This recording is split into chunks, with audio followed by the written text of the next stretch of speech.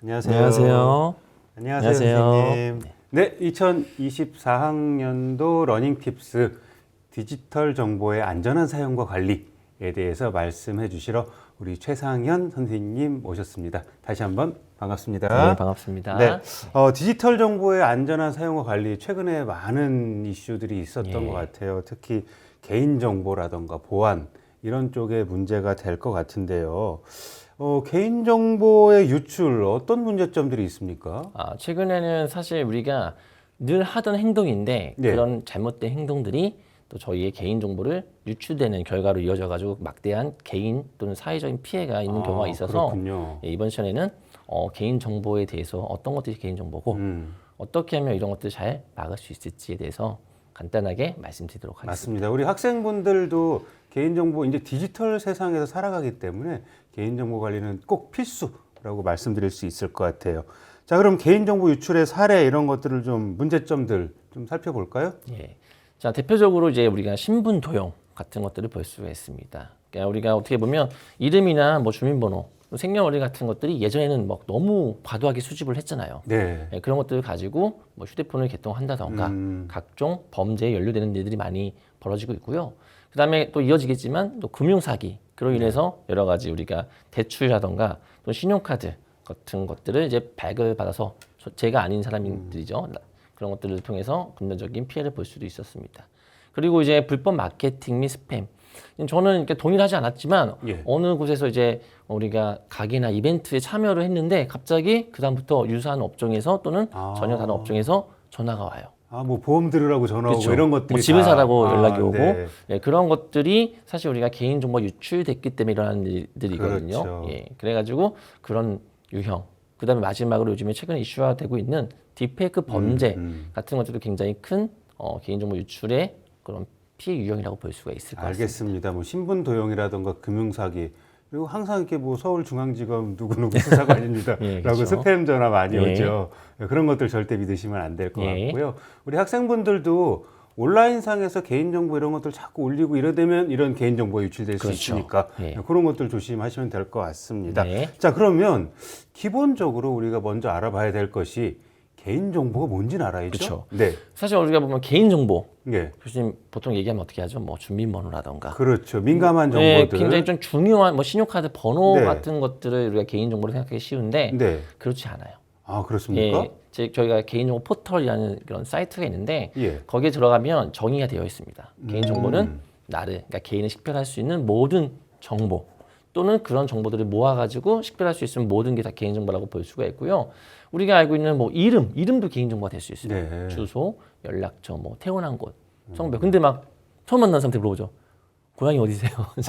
전화번호 뭐예요? 그거 물어보면 안 됩니까? 생년월일 사실 그게 개인의 민감한 정보이기 때문에 네네. 요즘에는 조금 이제 한번 좀 많이 친해진 다음에 네. 좀 필요에 의해서 물어볼 때 물어보는 게 더 좋지 않나는 생각이 들고요. 뭐 가족 정보라던가 나의 신체적인 정보 또는 건강 또 되게 중요해요. 건강과 그렇죠. 의료와 관련된 정보, 그다음에 내가 어떤 걸 좋아하는지, 예를 들면 뭐 도서라든가 비디오, 책에 관련된 것들도 다 개인 정보라고 볼 수가 있습니다. 보통은 제가 이제 SNS 이런 데다가 올리는 정보들이 다 개인 정보였고요. 그렇죠. 그걸 이제 네. 다 볼 수 있게 얘기를 하는 거죠. 그다음에 이제 재산적인 것들, 뭐 여러 가지 것들이 전부 다 개인 정보라고 할 수가 있고요. 우리가 개인 정보 포털 사이트에 들어가 보시면 자세하게 나와 있으니까 조금 더 살펴보실 분들은 그 사이트에 들어가셔서 보시면 될 것 같습니다. 그렇군요. 이런 정보까지 모두 다 개인 정보라고 예. 하는군요.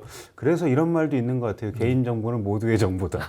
라는 말까지 그렇죠. 있을 정도로 포기하고 그냥 개인 정보를 유출하는 경우도 많이 있지만 네. 그런 것들 이런 신체 정보라던가 네. 또 재산 정보, 기타 정보 다들 그렇죠. 통합되어 있으니까 예. 이런 것들을 개인 정보라는 거 꼭 알아두시면 좋을 것 네. 같습니다. 그러면 나는 정말 이런 개인정보 보호를 잘하고 있는가? 뭐 테스트하거나 이럴 수 있는 방법은 있습니까? 간단하게 몇 가지 테스트할 수 있는 방법 제가 적어봤습니다. 네. 제가 지금 얘기하는 것들은 뭐 당연히 잘 하고 계신 분들도 계실 수 있을 것 같은데 한번 이게 안 됐다고 너무 좌절하지 마시고요. 네. 이런 것들을 잘 내가 해봐야겠다라고 생각하시면 될 것 같아요. 그러니까 무의식적으로 그냥 계속 했던 행동들인데 네. 이런 것들을 좀 고쳐 나가야 될 네. 그런 것들이 몇 가지가 있군요. 첫 번째로 우리가 제일 안 하는 것 중에 하나가 그거예요. 사이트에 들어가서 네. 그 다음에 로그아웃을 안 하고 그냥 창을 닫는 경우. 그럼 브라우저를 닫으면 예. 로그아웃 되지 않고 그대로 그쵸. 로그인 다시 열었을 때 로그인 되는 유지가 되어 경우가 있군요. 대부분이죠.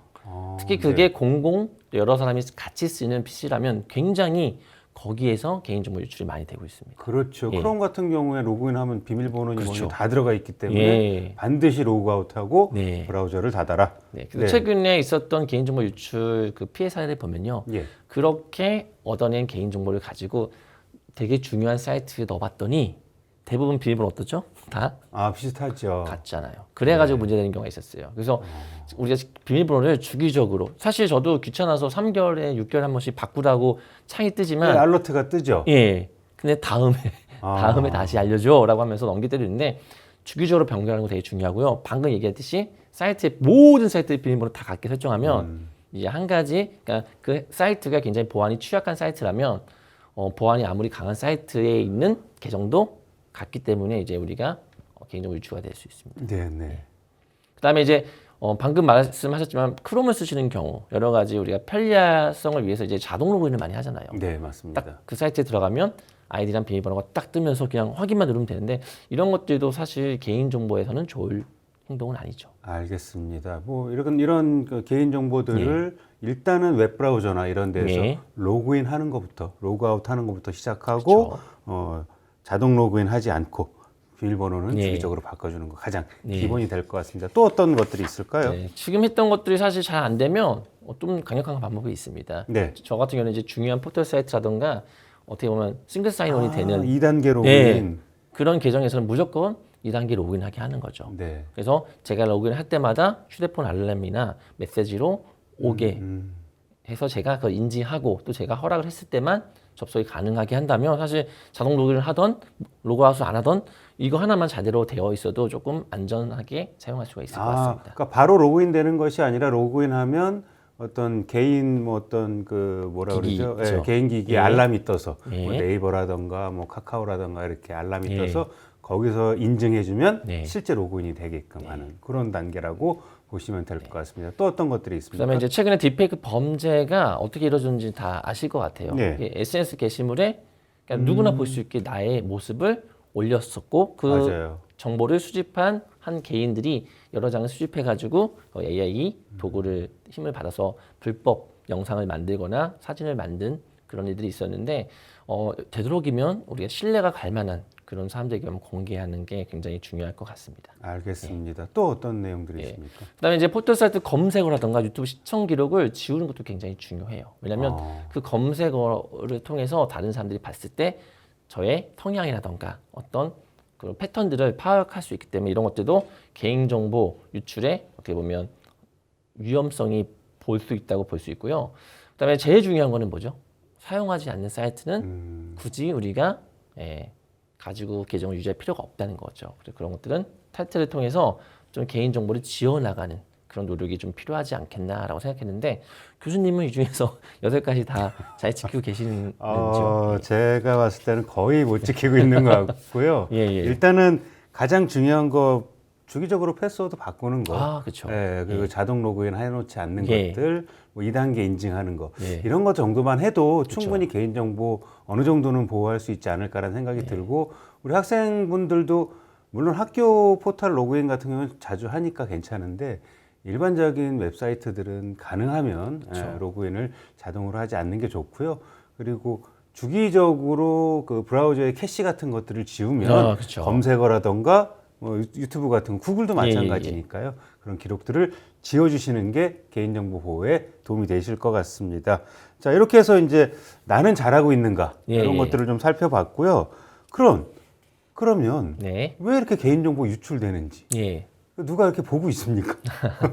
뭐 지금 여기 특히 이 강좌를 들으시는 분들은 또 과제를 하거나 이렇게 뭔가 학업을 하시는 분들이 많으실 것 같아요. 그렇죠. 자료도 많이 찾아봐야 되거든요. 그런 분들에게 좀 맞춤형으로 말씀을 드리자면요. 우리가 이런 일들을 어디서 하죠? 보통 집에서 하는 경우도 많지만 사실 요즘처럼 막 도서관 가서 도서관 한다던가 예. 공공장소 하는 경우가 되게 많죠. 그럴 때 이제 공공 기기를 쓰거나 공공 와이파이를 쓸 때가 있습니다. 이럴 때 이제 우리가 사실 해커가 마음만 먹으면 손쉽게 제 네트워크에 이제 트래픽을 가로채서 개인정보를 탈취할 수가 있는 거죠. 공공 와이파이라고 예. 하면 요즘엔 너무 많잖아요. 너무 많죠. 근데 거기에 패스워드가 걸려 있는 것들은 예. 이제 그 기관에서 알려주긴 하는데 그렇죠. 저기서 얘기하는 공공 와이파이는 패스워드가 있는 것과 없는 걸 다 포함합니까? 다 포함하는 겁니다. 예. 아, 다 포함하는 그렇군요. 것도 굉장히 위험하다고 생각이 듭니다. 왜냐하면 네. 어쨌든 우리가 그 해커가 어떤 불법적인 방법에 의해서 트래픽을 탈취하는 것은 굉장히 쉽다는 것은 아마 언론을 통해서 많이 보셨을 거예요. 테스트를 통해서. 그렇다면 우리가 거기서는 되도록이면 중요한 비밀번호라던가 중요한 정보는 입력하지 않거나 아니면 제 개인의 데이터, 테더링을 통해서 개인의 데이터를 가지고 그때만 썼다가 예를 들면 거기서 인터넷 뱅킹을 하는데 네. 굳이 우리가 공공 와이파이에서 쓸 일은 그럴 때는 이제 쓰지 않고 예. 단순한 자료 검색들이 당연히 괜찮죠. 그럴 때는 근데 어떤 괜찮고요. 굉장히 유출되면 막대한 피해를 줄 수 있는 개인정보. 그런 개인정보는 어. 되도록이면 우리가 안 쓰는 것들이 좀 안전하지 않겠나라고 생각을 합니다. 예, 뭐 나의 개인 정보를 누가 보겠어 이런 인식부터가 바뀌어야 되지 않을까라는 그렇죠. 생각이 들고요. 또 어떤 원인들이 있습니까? 그다음에 SNS로 과도한 정보를 공유하는 경우가 많습니다. 또 이게 우리가 대학 생활을 하다 보면 또 학생 생활을 하다 보면 예, 많은 것들을 공개를 해요. 뭐 학과, 학번, 맞아요. 예, 뭐 그런 것들을 너무나도 손쉽게 우리가 정보를 공유하는데 그런 정보들을 모으다 보면 그 사람이 사는 곳과 특정이 되는군요. 그렇죠, 특정이 되죠. 그럼 이제 어느 나쁜 사람이 마음만 먹으면 그 사람이 가는 동선까지도 파악이 되는 아주 무서운 그런 유출 원인이 되기 때문에 SNS는 최대한 정보를 공개하는 범위를 줄이고 최대한 그런 것들은 좀 노출하지 않는 게 가장 알겠습니다. 좋지 않나라고 생각합니다. 네, 그리고 뭐 저기 나와 있듯이 예. 우리는 이제 대학생들이니까 그렇죠. 본인의 과제 파일을 또 여기저기 예. 올리는 사람들이 있어요. 그러면 그거 맞습니다. 누군가 다운로드 받아서 업로드하면 그냥 표절률 100%로 0점 처리가 되거든요. 그렇죠. 그러니까 가능한 한 저런 과제라던가 개인의 파일들은 예. 공유하지 않는 거 예. 중요하고요. 그리고 또 공유할 때도 우리가 자 보시면 이런 식으로 우리가 그냥 링크가 있는 모든 사용자를 공유하는 경우가 있거든요. 아, 구글에서 로그인할 때, 예. 공유할 때. 그렇죠. 그런 요즘에는 우리가 클라우드 기반의 과제를 협업하는 경우가 맞아요. 많잖아요. 맞아요. 그럴 때 그냥 링크에 있는 모든 사용자를 우리가 공유하는 순간 모두가 다 이 정보에 접근할 수 있기 때문에 되도록이면 여기 보시면 이메일을 적게 돼 있어요. 아, 예. 공유하고자 하는 사람의 이메일이죠. 특히 조모임이나 조별 과제를 할 때는 되도록이면 신분이 확실한 우리 조원들의 계정을 그 사람들만 접근할 수 있도록 설정해 주는 게 무엇보다 중요하지 않냐라고 생각을 합니다. 알겠습니다. 어떤 폐쇄된 SNS, 폐쇄된 공유 이런 네. 것들을 말씀 주시는 것 같네요. 네네네.